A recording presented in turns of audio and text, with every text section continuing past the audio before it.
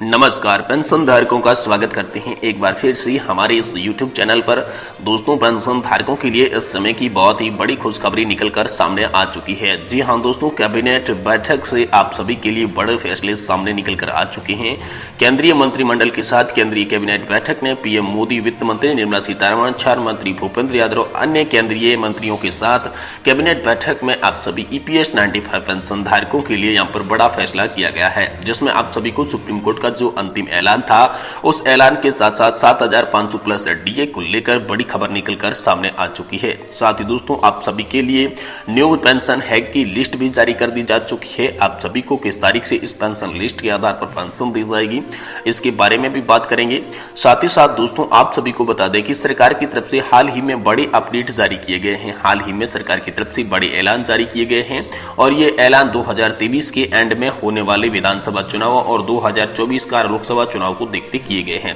तो दोस्तों, आखिर पेंशन धारकों को 2024 के लोकसभा चुनाव से पहले क्या बड़ी खुशखबरी पीएम मोदी की सरकार दे सकती है। साथ ही साथ जो EPFO का सर्कुलर आया था, जिस सर्कुलर के आधार पर आप सभी को 7500 प्लस DA पेंशन देने का वादा किया गया था, तो आखिर 7500 प्लस DA पेंशन कब मिलेगी। वहीं दोस्तों, आप सभी की जो एक्चुअल बेसिक सैलरी 15,000 रुपए की लिमिट थी, तो सुप्रीम कोर्ट ने जो खत्म कर दी थी, तो उस लिमिट सीमा को खत्म करने के बाद 25,000 रुपए प्रति माह सैलरी कमाने वाले लोगों को आखिर में 12,500 रुपए की पेंशन कैसे मिलेगी, इसके बारे में भी बात करेंगे। साथ ही साथ दोस्तों, आज की पेंशन से जुड़ी तमाम छोटी बड़ी खबरों को आज की इस वीडियो में हम कवर करने वाले हैं। इसलिए दोस्तों, आपसे निवेदन है कि अगर आप EPS 95 पेंशन धारक हैं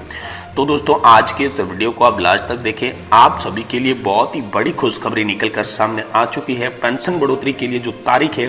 वो 100% जारी कर दी जा चुकी है। आप सभी को सैलरी की 50% तक पेंशन देने का भी ऐलान था, उसके बारे में भी बड़ी खबर है। वित्त मंत्री का कैबिनेट बैठक से बड़ा ऐलान निकलकर आ चुका है कि आखिर खाते में आपके सभी के पेंशन आना कब से शुरू हो जाएगी। तो दोस्तों, अगर आप पेंशन धारक हैं तो इस वीडियो को लास्ट तक देखें। दोस्तों, अगर आप पेंशन धारक नहीं हैं तो इस वीडियो को अभी से छोड़कर चले जाएं, स्किप करके चले जाएं, क्योंकि ये वीडियो खासकर पेंशन धारकों के लिए बनाया गया है। पेंशन धारकों के लिए इस वीडियो में बहुत ही बड़ी खबर है। साथ ही साथ जो सरकारी कर्मचारियों का 4% DA बढ़ोतरी था और साथ ही साथ जो एरियर था उन्हें दशहरा से पहले दिया जाएगा, इसको लेकर भी यहाँ पर बड़ी खबर निकल कर आ रही है। इसके बारे में भी हम बात करेंगे। साथ ही जो कर्मचारी, शिक्षक और शहीद पेंशन धारक की जो राहत है उसके लिए बकाया वेतन का भुगतान किया जाएगा और एरियर के जो खाते में 52,000 रुपए हैं वो भी दोस्तों ट्रांसफर किए जाएंगे। इसको लेकर बड़ी खबर है। तो चलिए दोस्तों, हम एक एक खबर को विस्तार से इस वीडियो में जानते हैं। तो चलिए खबरों का सिलसिला बिना किसी देरी के शुरू करते हैं। दोस्तों, सबसे पहले बात करते हैं कैबिनेट बैठक में आप सभी के लिए क्या बड़े फैसले लिए गए। जी हाँ दोस्तों, केंद्रीय मंत्रिमंडल की कैबिनेट बैठक में आप सभी के लिए पेंशन से रिलेटेड बहुत सारी चर्चाएं की गई। पेंशन से रिलेटेड चर्चाओं में मुख्य मुद्दा था 7500 प्लस DA पेंशन और इसी के साथ साथ स्वास्थ्य सेवाओं को लेकर मुख्य जोर यहाँ पर कैबिनेट की बैठक में दिया गया। जिसके बाद यहाँ पर कैबिनेट में छात्र मंत्री भूपेंद्र यादव ने चिकित्सा सुविधा को लेकर ऐलान किया था कि आयुष्मान भारत योजना के तहत जिन पेंशन धारकों को जोड़ा गया है और अभी तक कोई लाभ नहीं मिल पाया है, उन्हें एक अलग से पेंशन के लिए योजना बनाई जाएगी, जिसके तहत ओनली फॉर पेंशन धारकों को ही चिकित्सा सुविधा बेहतर कैसे बनाई जाए, इसके लिए यहाँ पर उन सभी को ऐलान किया जाएगा और इससे 68 लाख पेंशन धारकों को लाभ दिया जाएगा। ऐसा केंद्रीय मंत्रिमंडल की बैठक में ऐलान किया गया है। लेकिन ये लागू कब से किया जाएगा आप सभी के लिए, इसके बारे में कोई स्पष्टीकरण यहाँ पर मंत्रिमंडल की बैठक से लागू होकर नहीं आया है। वहीं दोस्तों, बात करें आप सभी के लिए वित्त मंत्री की ओर से क्या बड़ा ऐलान किया गया, तो वित्त मंत्री ने कहा था कि जब हमने EPS 95 पेंशन धारकों के लिए NPS की समीक्षा के लिए जो कमेटी गठित की थी,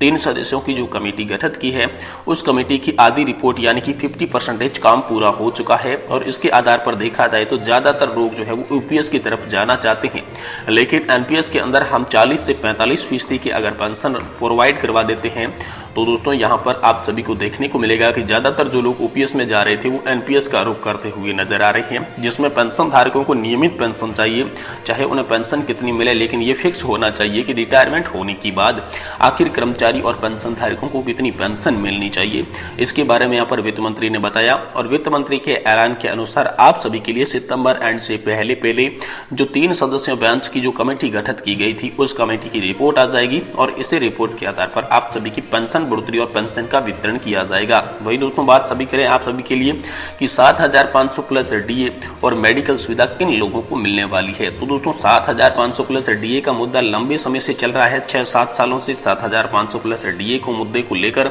लगातार चर्चाएं हो रही है, लगातार मीटिंग से हो रही है, लगातार देश के अलग अलग कोनों में पेंशन धारक संघर्ष कर रहे हैं। पेंशन धारकों के जो अलग अलग संगठन है वो संघर्ष कर रहे हैं, जिसमें मुख्य भूमिका निभा रही है नेशनल एजुटेशन कमेटी यानी कि एनएससी राष्ट्रीय संघर्ष समिति है, जो पेंशन धारकों के साथ कंधे से कंधा मिलाकर खड़ी और लगातार 6-7 सालों से यहाँ पर संघर्ष कर रही है,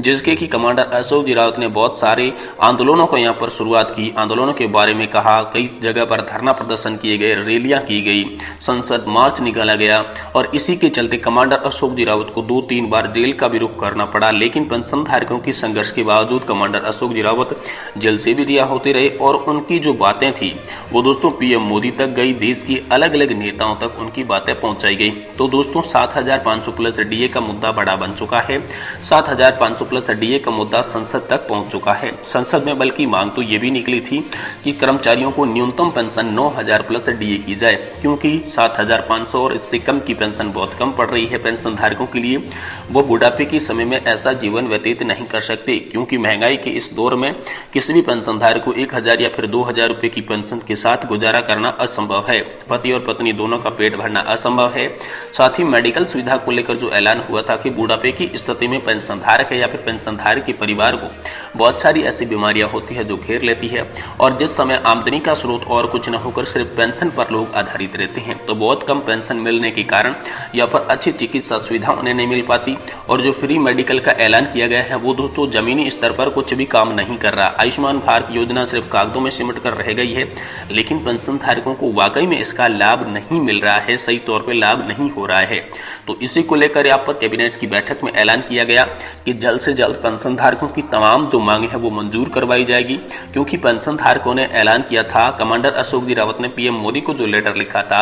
उसमें साफ साफ लिख दिया था कि केंद्र सरकार को सितंबर एंड तक का टाइम दिया जाता है। अगर सितंबर एंड तक पेंशन धारकों की 4 सूत्रीय मांगों के बारे में कोई भी फैसला केंद्र सरकार नहीं करती है तो फिर देश में एक बार फिर से बड़ा आंदोलन किया जाएगा और इस बार का जो आंदोलन होगा बहुत भीषण आंदोलन किया जाएगा। पेंशन धारकों ने कह दिया था कि पेंशन धारक बुजुर्ग हैं, वो और किसी का नुकसान नहीं करेंगे लेकिन खुद का इतना नुकसान कर देंगे कि सरकार सोचने पर भी मजबूर हो जाएगी। साथ ही साथ यहाँ पर आप सभी के लिए एक बड़ी खबर ये भी निकल कर आ रही है कि जो कमांडर अशोक जी रावत ने ऐलान किया था आंदोलन का, लेकिन आंदोलन के बाद उन्होंने ये भी कह दिया था कि अगर आंदोलन से भी पेंशन धारकों की बात नहीं बनी तो पेंशन धारक देश में अंदर 2023 के लास्ट में जो चुनाव होने वाले हैं विधानसभाओं के और साथ ही साथ लोकसभा का जो चुनाव होने वाला है उस लोकसभा के चुनाव के अंदर सरकार को उसका असली रूप दिखाएंगे, पेंशन धारकों की ताकत दिखाएंगे, क्योंकि यहाँ पर 68 लाख जो पेंशन धारक है और 1 करोड़ से भी ज्यादा जो केंद्रीय कर्मचारी है, तकरीबन यहाँ पर 2 करोड़ की संख्या कर्मचारी और पेंशन धारकों की हो जाती है। तो 2 करोड़ की संख्या जो होती है वो देश की जो भी राजनीतिक व्यवस्था है, जो भी वोटर सिस्टम है उसमें बहुत ही मुख्य रोल अदा करते हैं, मुख्य भूमिका निभाती हैं। इसलिए पेंशन धारकों ने आह्वान किया था कि वोट उसी पार्टी को दिया जाएगा जो पार्टी पेंशन का काम करेगी, यानी कि वो इस थीम पर काम कर रहे हैं कि जो पेंशन का काम करेंगे वही देश में राज करेंगे। तो दोस्तों इसी को देखते हुए पीएम मोदी की सरकार 2024 के चुनाव में पेंशन धारकों को लोक लुभावने वादों के साथ राजी करना चाहती है, क्योंकि पेंशन धारक अगर नाराज हो गई तो 2024 के लोकसभा चुनाव में बीजेपी की सरकार को काफी ज्यादा दिक्कतों का सामना करना पड़ सकता है। इसीलिए यहाँ पर आप सभी के लिए ऐलान किए जा रहे हैं। वहीं जो सर्कुलर ईपीएफओ ने जारी किया है वो भी सितंबर के एंड तक लागू कर दिया जाएगा, ऐसा यहाँ पर ईपीएफओ ने बताया है। साथ ही सरकार के जो अलग अलग नेता हैं, अलग अलग मंत्री हैं, उन्होंने भी लगातार पेंशन धारकों को आश्वासन दिया है। तो दोस्तों इन आश्वासनों और इन धरना प्रदर्शन रैलियों के बाद में ऐसा लग रहा है कि अब पेंशन धारकों का मुद्दा जो है वो एक्चुअल में रोल पकड़ चुका है, बहुत ही तेजी पकड़ चुका है। अब पेंशन धारकों को जल्द से जल्द पेंशन बढ़ोतरी 7500 प्लस फ्री मेडिकल की जो भी सुविधा है हस्बैंड एंड वाइफ को बहुत ही जल्द मंजूर की जा सकती है, क्योंकि इस तरीके से यहाँ पर बड़े अपडेट निकलकर पेंशन धारकों के लिए सामने आ रहे हैं। तो दोस्तों आज की वीडियो में इतना ही। आज की वीडियो पसंद आई है तो आप हमारे इस वीडियो को लाइक करें। साथ ही आप इस वीडियो को कहां से देख रहे हैं, आपको कितनी पेंशन मिलती है और पेंशन से जुड़ा आपका कोई भी सवाल है तो दोस्तों आप हमें नीचे कमेंट बॉक्स के अंदर पूछ सकते हैं। आने वाली नेक्स्ट वीडियो के अंदर मैं इसका जवाब देने की पूरी कोशिश करूंगा।